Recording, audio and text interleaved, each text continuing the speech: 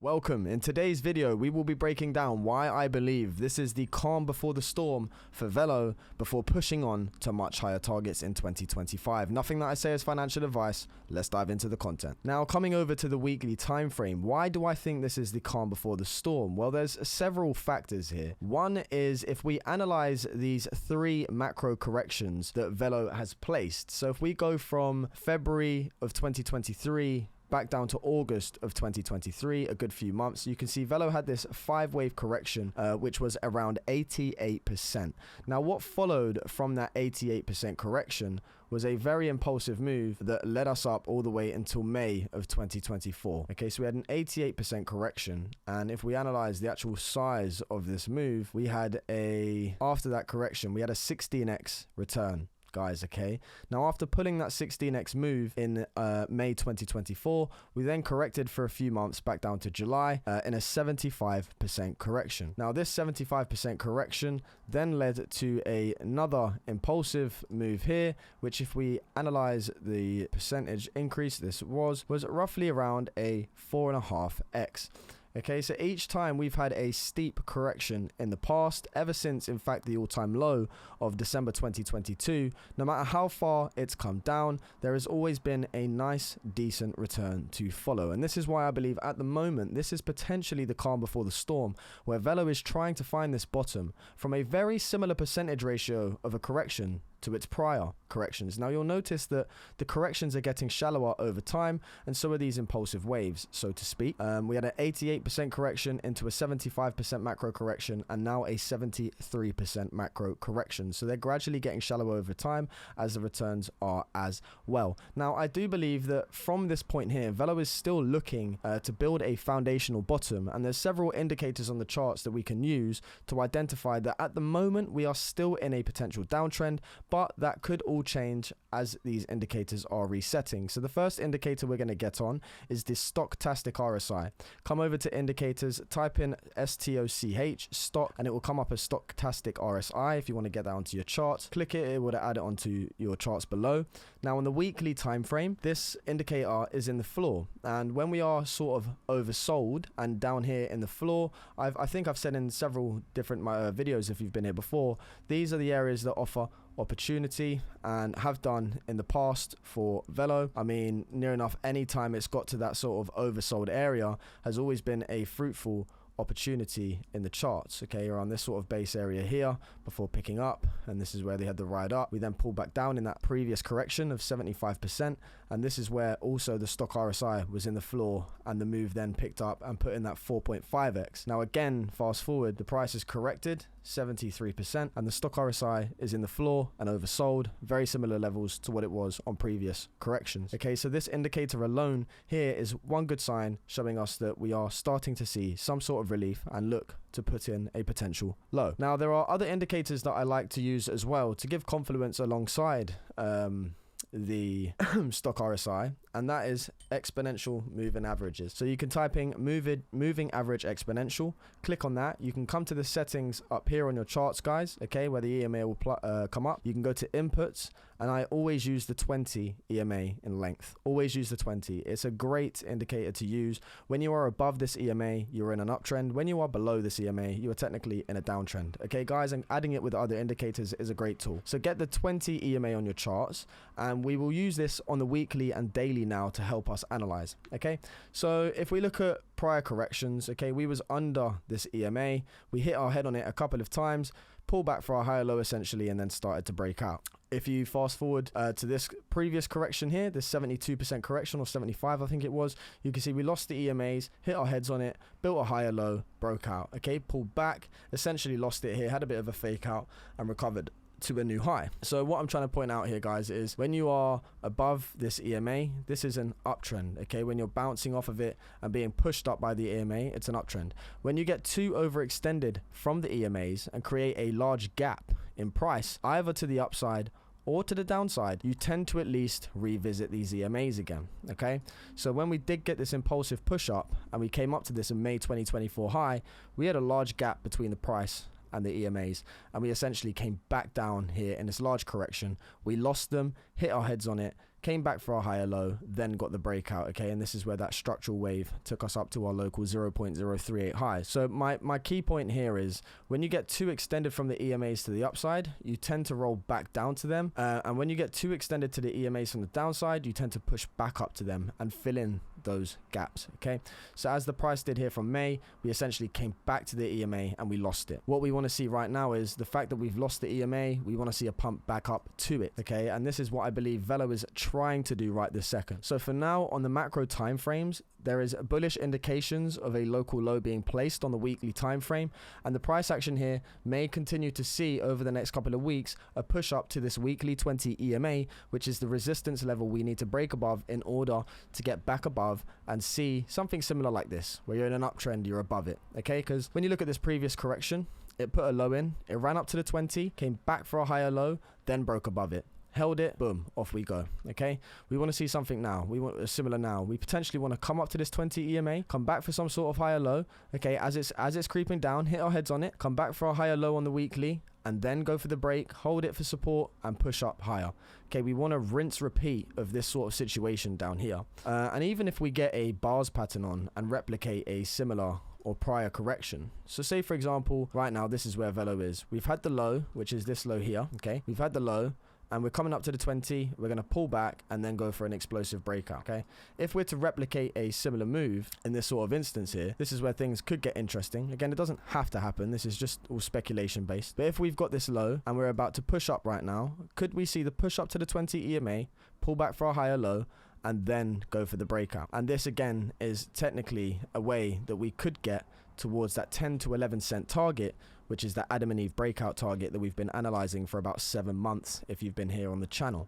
So again, just zooming out here to the monthly time frame, we have the Adam and Eve neckline, which we're currently holding as support, okay? And even on this local 0.01 low, we've literally back tested this previous resistance zone for support.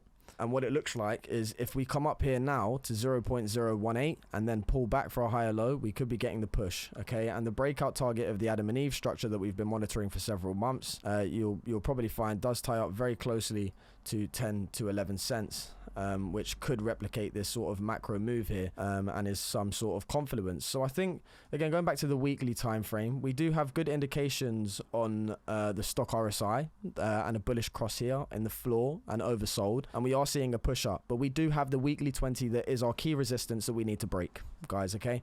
And that currently sits at 0.0178. Okay, that is the EMA price right here that we need to break up to and get back above. So I think that right now, with this oversold area on the weekly and the fact that we are seeing nice relief off of this sort of 1, 2, 3, 4, 5 wave correction, I do believe we have the potential to get up to 0.017, and at that point then come back for a higher low correction on the weekly, leading us into sort of April/May.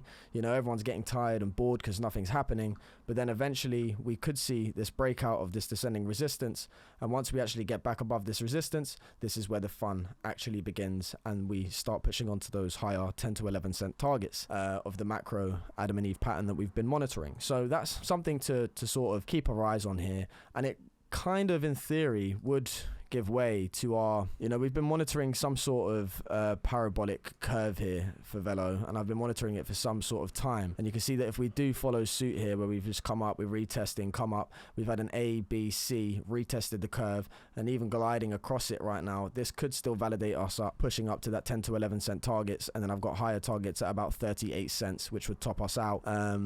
And how I got those is by using a Fibonacci target from the all-time low, going back to the all-time high.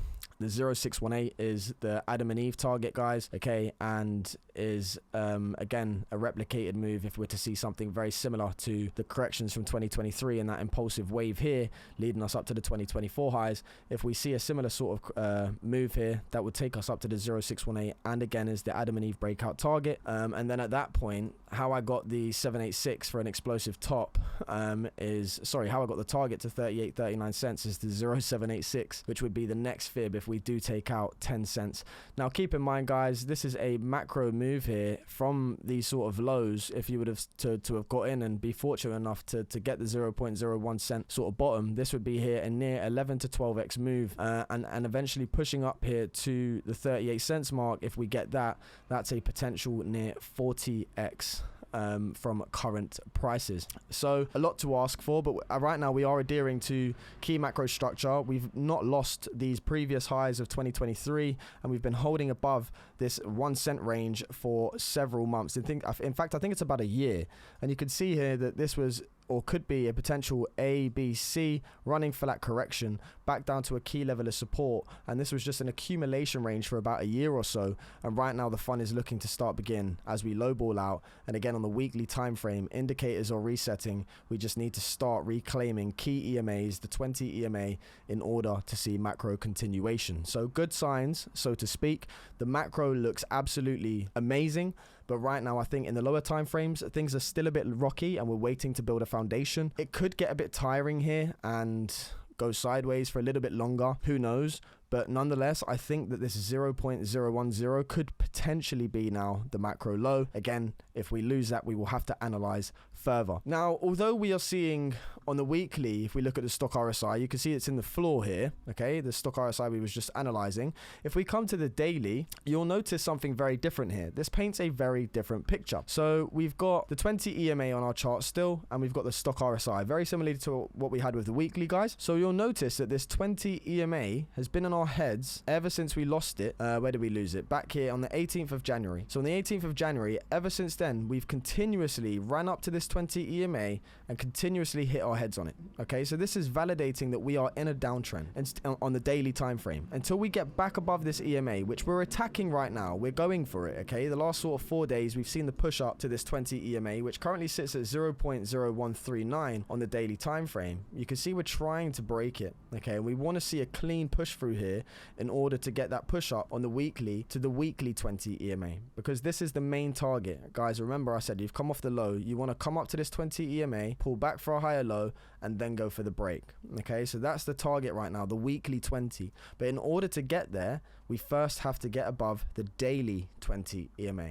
Okay, so the weekly time frame looks great. It looks like we could have continuation, but in order to see that, the daily time frame needs to follow through. We need to see a break of 0.014. It's a key level of resistance. You've got these local highs here, okay, which sit at 0.0144, and you've got the daily 20 EMA, which sits at 0.0139. Key EMAs to reclaim. Now also, whilst we're running into this EMA resistance on the daily, you can see the stock RSI on the daily time frame is overbought. We were looking at the weekly, which showed us it was oversold, but the daily is showing us that we are overbought, and we're running into the 20 EMA as resistance. So this is why it's such a crucial point for VELO right now to actually break this EMA and to close above this EMA, because once you start closing above it and holding it as support, that could give signs that we're building this sort of higher high, higher low structure right now, and we're looking for continuation out of the woods and to push on to that 0.017 on the weekly and run up to that 20 EMA on the weekly. Okay, so what I'm trying to say is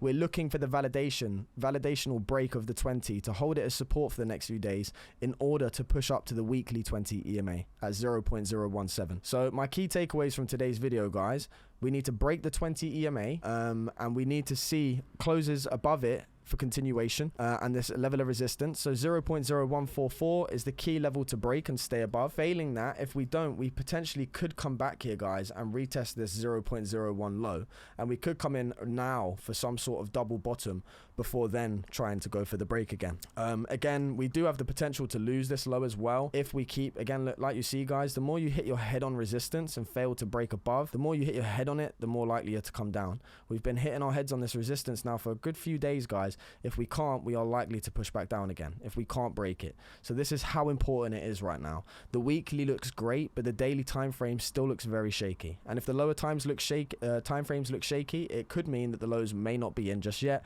and the downtrend is still our friend. The trend is our friend until the end. Until this EMA is reclaimed on the daily, and until this EMA is reclaimed on the weekly, the same EMA, the 20 EMA, we are still technically in a downtrend and anything is possible. And this is why I'm trying to keep you covered as best as I can. But But nonetheless, as I was saying, the macro picture looks fantastic. Okay, guys, I think it looks great. The fact that we've had these sort of corrections of this sort of size and caliber reassures me that we should not worry, so to speak. Macro structure is still intact. We are holding above a key level of support. And as I said, I do believe that this is personally a running flat ABC correction where we're just looking to come back for a key level of support before putting in that impulsive wave up to 10 to 11 cents and then going beyond to that 0.786 fib at 39 cents, which is a potential 40x move. So it's very tricky, guys. Okay, the lower time frames do look a bit shaky, but we are in a macro correction very similar to the prior corrections that led to macro impulsive moves. And I do believe leading into bull territory, this is going to be a substantial year for VELO moving forward.